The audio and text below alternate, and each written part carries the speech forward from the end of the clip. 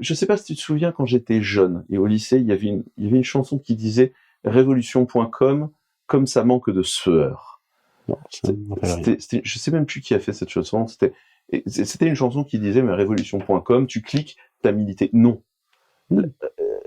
Révolution.com, comme ça manque de sueur, à un moment changer le monde, ça demande de s'emparer du monde, et s'emparer du monde, c'est compliqué. Et les révolutions arabes, si elles ont été démocratisées par les réseaux sociaux, à un moment donné, il y a des gens qui sont sortis dans la rue et qui ont tout cassé.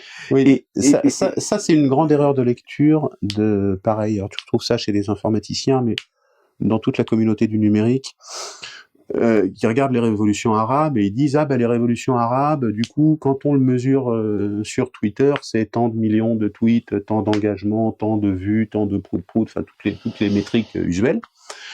Et donc que d'aucuns d'entrepreneurs appelleraient une vanity métrique. Moi, j'appelle ça une vanity métrique. Et donc, ils te disent, mais alors regardez, le lancement du dernier plugin anal par ça a fait tant de vues, et donc c'est un mouvement révolutionnaire. Mais pas du tout. Mais pas du tout. Le mouvement révolutionnaire des révolutions arabes, il a lieu essentiellement dans la rue. Et parce qu'il a lieu dans la société, on le voit sur Twitter. Ce qui est normal. On voit sur Twitter ce qui se passe dans le monde. Ce qui est complètement normal. Surtout à l'époque où ça a lieu, ce qui est moins le cas aujourd'hui de Twitter. Où ça a lieu.